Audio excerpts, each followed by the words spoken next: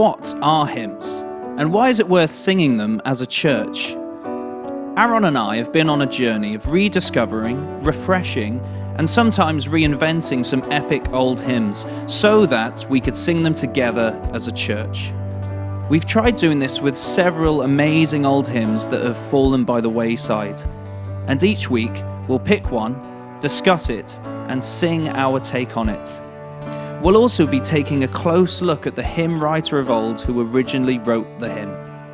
You're listening to Hymnology 101. We hope you enjoy. Hello everyone, welcome to Hymnology 101. You're with me, Sam. Me, Aron. How are you doing, Az? It's cold today, isn't it? Yeah, it is. Little peek behind the podcast curtain, actually. Let's let people in. We recorded the first 3 episodes before Christmas. We did. Back in 2021, in November, I think it was. Mm-hmm. And at the time of recording this one, the first 2 episodes are out now. And I've had some really nice comments back from people, which is really nice. I didn't think anyone would care. I think people would think this is a really nerdy thing. It's all of the first podcast, isn't it? It's like, that's good. And then we started singing in the second one. Yeah, yeah, I know. No, I think people have said that they appreciate that. I am letting people know there's no auto-tune on them, okay? Yeah. So just be aware of that. Mm-hmm. But yeah, how was Christmas? Did anything big Mental. and extravagant happen in the Williams household? Yeah, pretty big. Aron was born. You have a daughter now. Daughter. Congratulations. Alongside. Should we dedicate this podcast to your Aron. newborn daughter? No. No, okay. No, we don't have to. No, that's fine. I didn't want to anyway. Just an idea. Yeah. Great. No, well, it was a busy Christmas, obviously. Yeah. Yeah. How was yours? Yeah, very good. Yeah. Had 10 members of Emma's household round for Christmas. Wow. Dinner. Yeah, it was good. Very good. Thanks. Yeah. But I'm glad we're doing this again. I really enjoyed doing the 3 before. And we're on a 4th podcast. Mm-hmm. Now, before we say who the hymn writer is that we're going to look at today and the song we're going to do and stuff like that, oh yeah, just a reminder, we are going to sing at the end of this one. So stay tuned for me and Aron singing. But have you got a hymn tidbit for us, A tidbit, Aron? yes, I do. What was the last one, actually? I hope I haven't. I'm not going to repeat it, but... I can't remember, mate. It was before Christmas. It I have was, no yeah, idea what you said. Right, so It wasn't very this is one that I think is pretty cool. Go on. So, during the Reformation, there was a kind of a restoration of church music away from, Latin chants and things that people didn't understand. And, a lot of the reformers really pushed for psalm singing. So that people can learn the psalms, so they can go into their work and, into back home, and they can sing psalms back home. So they'd sing psalms at church, but also they'd sing scripture songs. And I think it's really cool that in Geneva, Calvin's church finished their service every time with Simeon's song. Every time? Every time with Simeon's song, which is... Now, Lord, may your servant depart in peace. Well, can I interrupt you there? Because that's quite interesting, because a few years ago, we had a visit from a Lutheran pastor, Hans Feeney, famous for Lutheran satire cartoons, which I highly recommend. But he came, and I think, he said this, and I thought at the time, surely I misheard, but at the end of every one of their services, they sing. They do, Simeon's song. Oh, they do, yeah. Lutherans do it as well. Yeah, okay. But they still do in 2020. They still do it, yeah. Came, I think. To be fair, a lot of churches still do it in the more kind of... Is it an absolute banger of a tune? What? I don't know. You can sing it to different tunes, but it's just like the content, I think. It's just that Simeon's... From the Bible. Let your servant depart in peace. Yeah, it's just like, I'm going into the week now. I think back then as well, there might have been a thought of, I might die this week. And you leave in church going, let me depart in peace. That Lord. is one thing so far that we've talked about that I've found really helpful in understanding what drew me and you to these old lyrics of old hymns.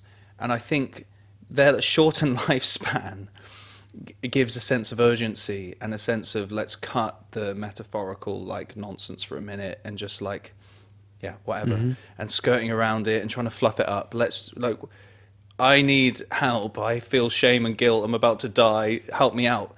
What's Jesus got to say to me? You know? Yeah. So, but I think the aim was like to leave church on a Sunday, like Simeon was willing to leave the world. I think that's the point, isn't it? Mate, that's really cool. You know, he's seen Jesus, he's experienced Jesus, he's held Jesus, he's touched him, he's, you know, he's seen him with his eyes, and then he's like, Lord, let me depart in peace. I think that's should be our, you know, our takeaway on a Sunday morning. Lord, let me depart in peace. I've met with Jesus today. I've met him. I've experienced him. So are there a set of lyrics? Yeah, there are. Obviously, there's different translations of it and stuff, but you can put it to a meter and different tunes. So what we need to do is come up with the best tune for that hymn. If they're singing it all over the world at the end of services. Yeah. I mean, not every week, but, you know, once in a while. We could get top of the CCLI charts, you know, if we... Yeah. That's good, yeah. Simeon's song. I mean, I've never heard any version of it personally. That's how... is there any you know? No. No, cool. No. So they would sing that... What, are we going back 1500s then? Around the time of the Reformation? 1540s, yeah. Yeah. Cool. Yeah. Nice. But I think it's from an earlier tradition, like, as well. Yeah, okay, mate. Yeah. All right. Yeah. Well, brilliant. Thanks for that, Aron. Hymn tidbit. tidbit with Aron. We need a little jingle for your hymn tidbit. You know, I should try to think of one. Anyway, so today, Aron, tell us who is the hymn writer we're going to be talking about and whose song we are going to sing at the end. Right. So today we're going to be thinking and looking at William Hammond. William Hammond. Yes. He was born in 1719 and he died in 1783. So, similar years to, like, I guess this top lady. Yeah. He's a contemporary of his. How old was he then? What were those dates again? 17...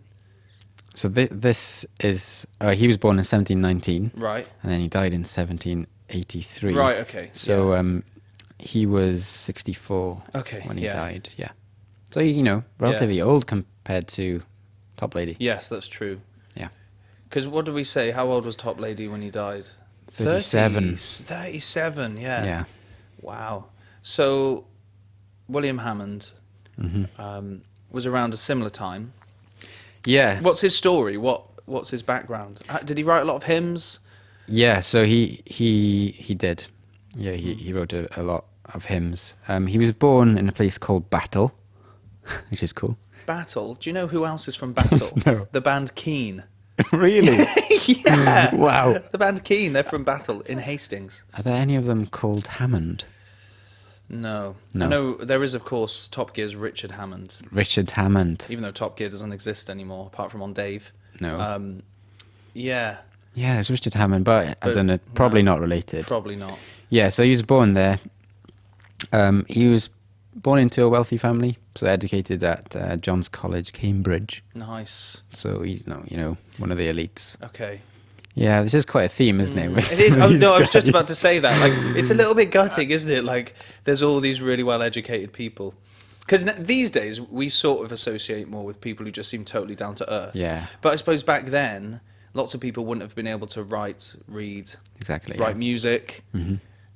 Only the it just tends to be those people did it who wrote hymns and stuff like that. Yeah, and who were pastors maybe as well. Yeah, and God obviously used what was around at the time, the structure that was around at the time, and he used the men that were in those schools and universities, and And just actually, we're so used to the fact that we have a sort of public education, then there's this private thing, which is where the posh people go who are rich. But back then, there wasn't schooling like we know it in the same way for everyone. Not in the same way, no. So it doesn't necessarily mean just because they went to Oxford or Cambridge, they were posh, stuck-up sort of people. Not that everyone who goes there is, of course, but, you know, like, Yeah. Do you know what I mean? It We've doesn't just mean lost they a few weren't. listeners there. Our Oxford University contingent who must listen Gosh. have left the building. No, but yeah, I don't know. What did he do? What was his job? So he was, well, he went to uni and he was saved quite early on. In university? When he was at Cambridge, yeah, and he was saved under the preaching of, let me get this right, Whitfield. Yeah. Really? So George Whitfield. Wow. Yeah, I wasn't sure if it was Wesley or Whitfield, but yeah, it is George Whitfield. And he immediately went into the ministry from there. Incredible. So, in 1740, then he was around the churches in Cambridge preaching. Yeah. And because of his association with Whitfield and the Methodists, they were heavily persecuted by the Church of England because Really? yeah, they were like gospel guys, you know. They were just preaching straight up gospel. And the Church of England didn't like it. Some things never change. Sorry, that was just a little joke there from a nonconformist. Yeah, so they were persecuted, and you know, he followed his friend then from there on into a church group called the Moravian Brethren. Ooh, Moravian. The Moravian Brethren, and you know, their history is really interesting. We could do another podcast on Really? them, but yeah. So they claim that their Reformation started before Luther's. Oh, that's crazy. Yeah. Wow. During How legit is that in your opinion? John Hus's, I think it's John Hus, that's how you pronounce it. But he was killed by the Catholic Church before Luther, like probably about 60 or 70 Really? years before Luther, for preaching like straight up Wow. the Word of God. But yeah, how legit do you think that? Oh yeah, is? Yeah, definitely. Yeah, So what you think there was some rumblings of Reformation? Oh, definitely. Yeah, the Luther was influenced by Okay. John Hus. It's similar to how, you know, sort of Travis set the way for Coldplay. Yeah. No one remembers Travis. No, you know? but it's they don't, that do kind they? of thing. That was John Definitely, Hus, yeah. but You then Coldplay's Luther. Yeah. You hear about Luther, but you don't necessarily hear about John or Jan Hus, I think. Yeah. I don't know how to pronounce it, but it's, you know. Okay. It's a variant of John, anyway. Sure. Jan. Jan Hus. Yeah. Jan Hus, yeah. So was he German? Yeah. Yeah, not sure. It's all right. You're really I'm testing you. testing Sorry, me. mate. No, don't think so. He's more like Czech, Polish, Okay. that kind of. Back then, there weren't any countries. It was just like city-states and stuff. So Right, okay. it's that Okay, kind of area, yeah. you know, Czechoslovakia. Nice. That's great. Anything else? Anything else interesting about William Hammond? Hammond, yeah. So he went into the Moravian Brethren with his friend John Kennick, who's also a hymn writer. So let me get this right. He's left the Methodist Church. Yeah, he's left the Methodists. He's gone into the Moravian Brethren, Right. group, and not much is known of him after that. Only that he published some hymns under Psalms, Hymns, and Spiritual Songs Nice. in Good title. 1745. Just before that, he wrote his own autobiography, which is still untranslated from the Greek. No one's bothered to translate it. Like, yeah. So- there's not a calling for like, please translate William Hammond. Someone needs to do it. You know, if you're at uni right now and you're studying Greek or Latin, Yeah. please translate William Hammond's autobiography. Poor guy. I bet he thought, you know, it's all right. I'll do it in Greek because I'm sure someone Nah, will find my life interesting enough. He's a bit of a clever cogs, Wow. isn't he? I'm going to write my autobiography in Greek so nobody can read What a it loser. in posterity. So that's what Question. he did. Any other songs we know by William Hammond? Yes. What are his top hits on the best of? So within that publication, he had about 150 plus hymns that he had mostly written. Wow. And translated from the Latin. And this is what he says at the beginning, at the preface of that. He says, "Nothing but the importunity of Christian friends and a desire to edify the Church of Christ exhorted these hymns from me." So that was his focus in writing all these hymns. And Yeah, so people.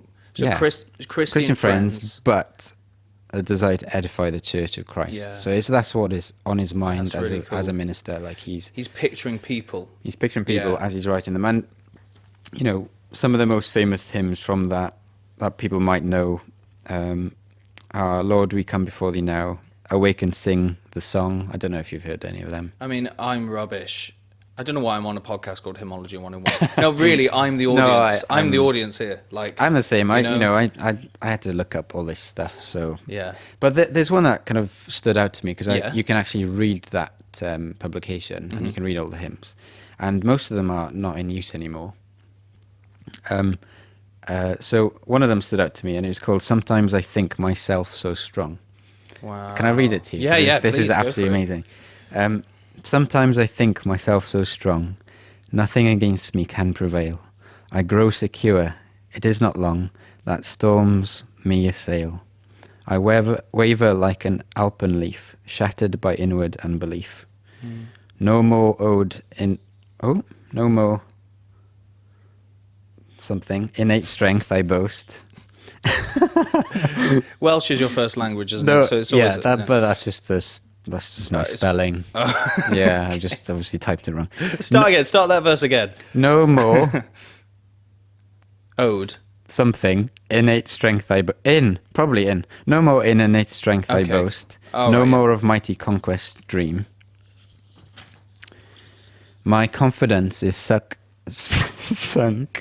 and lost. Yeah. My self-dependence ends in shame. I fall an easy helpless prey as running water glides away.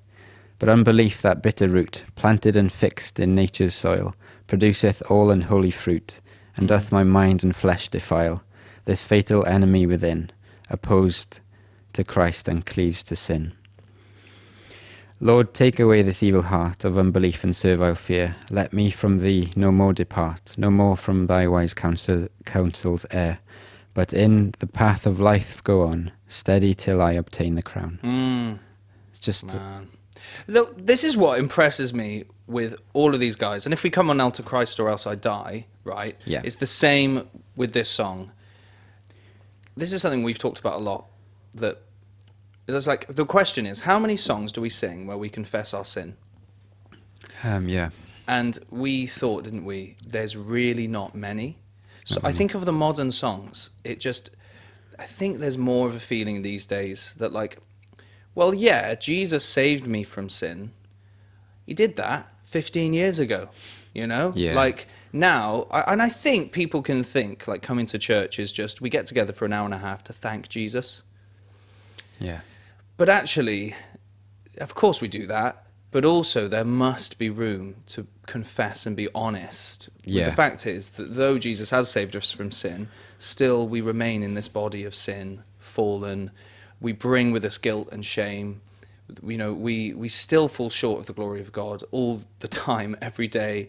And it results in us feeling shame. It results in us feeling downcast. It results in us thinking, surely God can't love me anymore.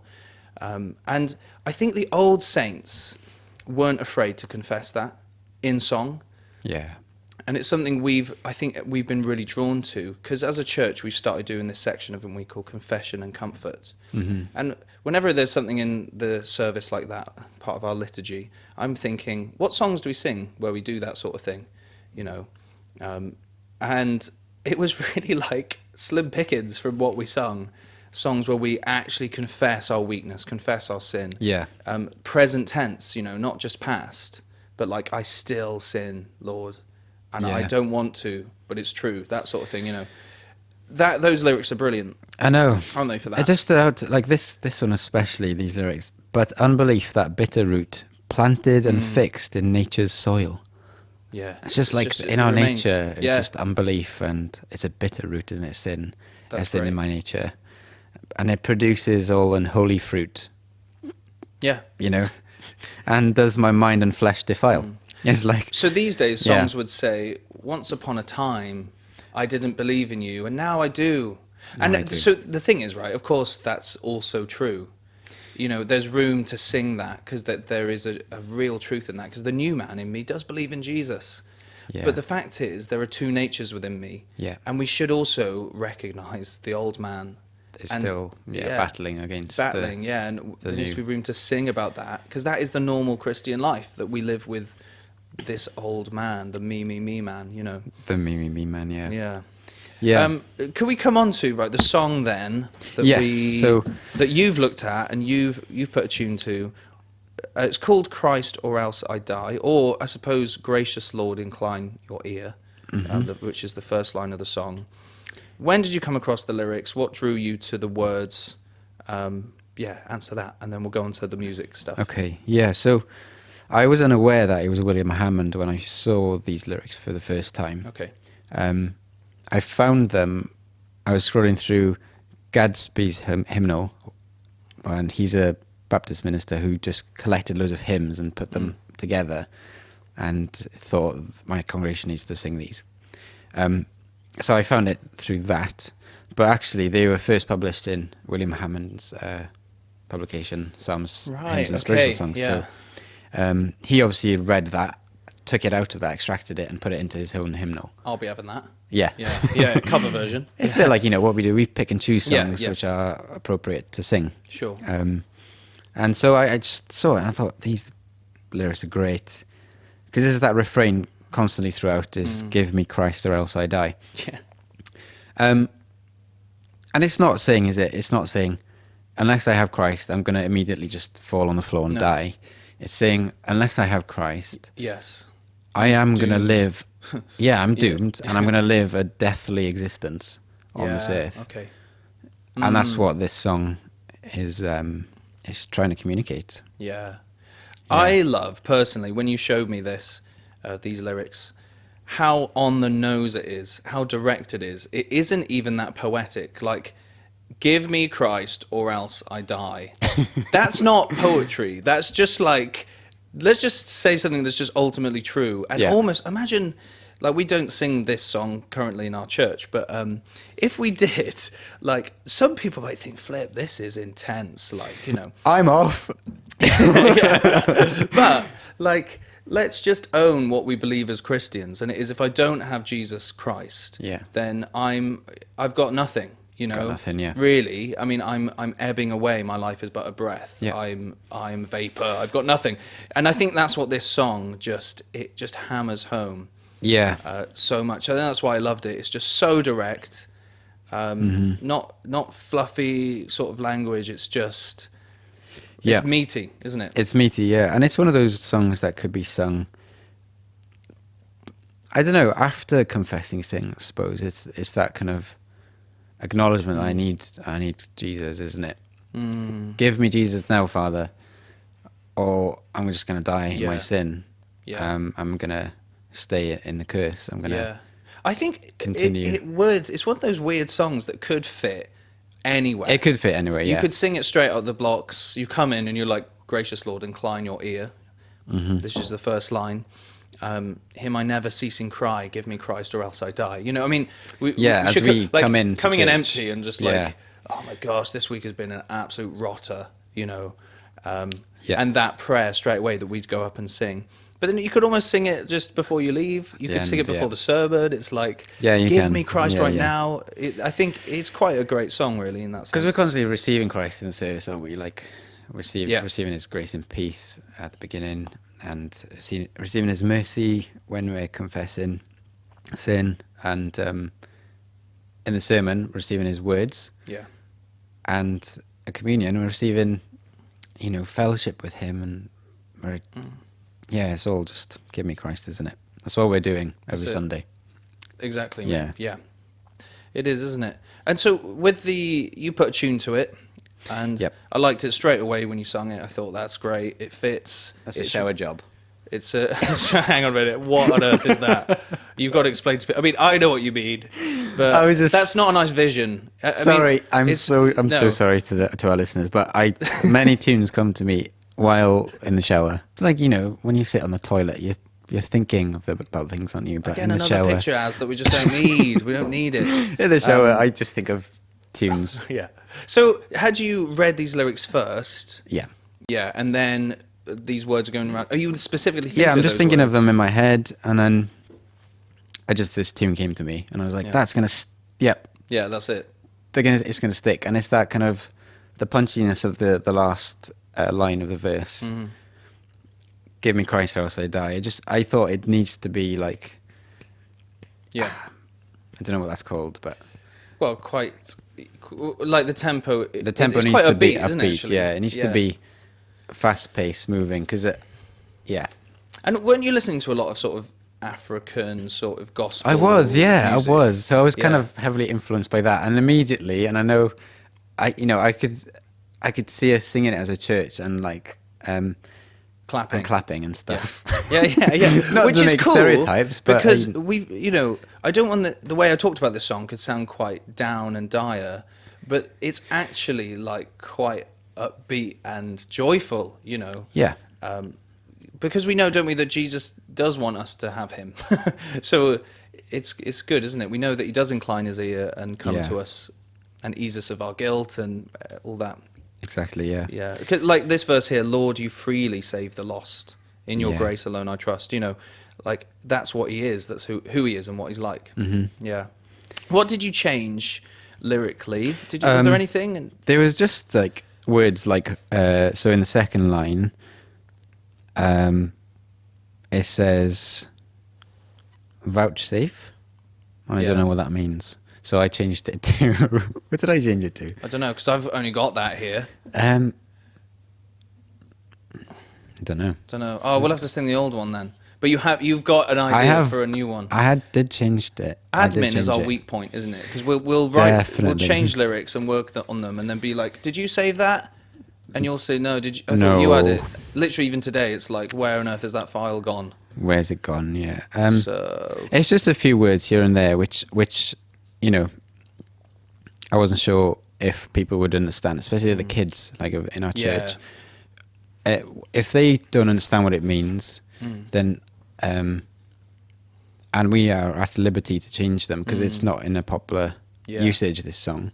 So I'm going to change them to something that I think people will understand a bit better. yeah, I used in one podcast I think maybe the first one, the sort of illustration of like buying an old house. Yeah. And having to renovate it, and you want to keep the character, but it really is worth like doing some painting and trying to like knock a wall down if necessary or whatever, isn't it? Like, and I think we're really trying to keep the character and actually change as little as we can, As little as we can. lyrically, but also it is like, if no one knows what they're singing, then we should probably Exactly, change and a few there's not things. many words that have been changed, to be honest. It's pretty. No.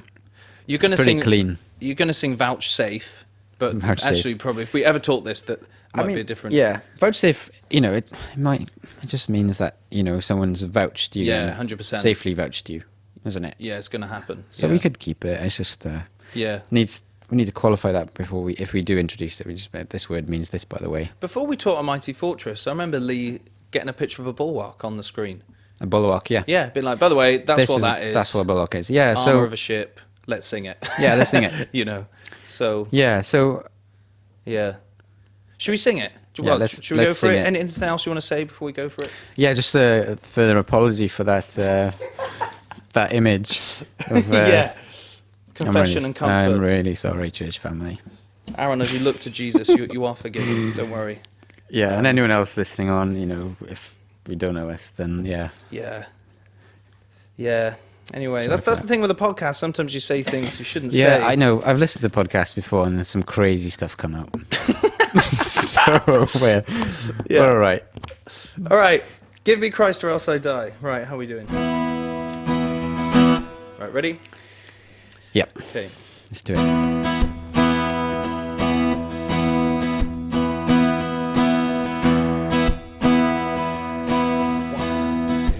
Gracious Lord, incline your ear. My request vouchsafe to hear. Hear my never ceasing cry.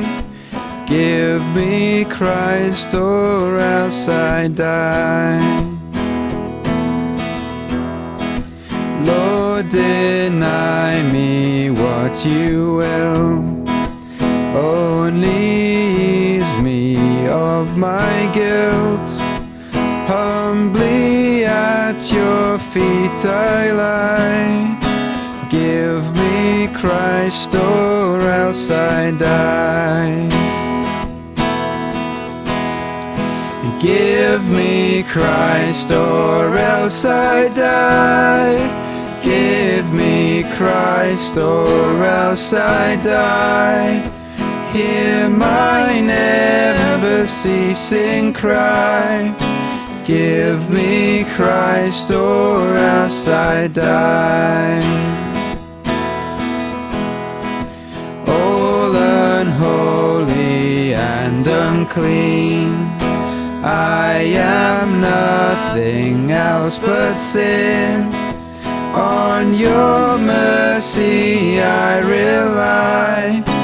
Give me Christ or else I die. Lord, you freely save the lost. In your grace alone I trust. With my earnest plea comply. Give me Christ or else I die. Give me Christ or else I die. Give me Christ or else I die. Hear my never ceasing cry. Give me Christ or else I die.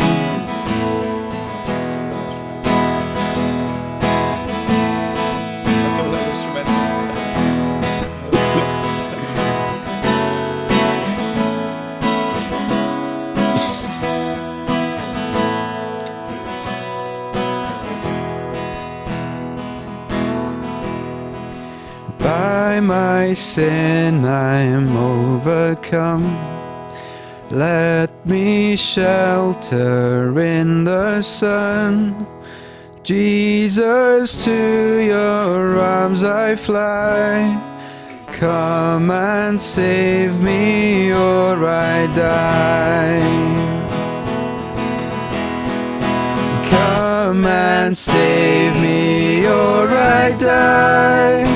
Come and save me or I die. Jesus, to your arms I fly. Come and save me or I die. Come and save me or we die. Come and save us or we die. Jesus, to your arms we fly. Come and save us or we die. Thanks for listening to this episode of Hymnology 101. If you've got any questions, you can email me at sam.smith@gabalva.co.uk. And you can follow us, Gabalva BC Music, on Spotify or iTunes. Thanks.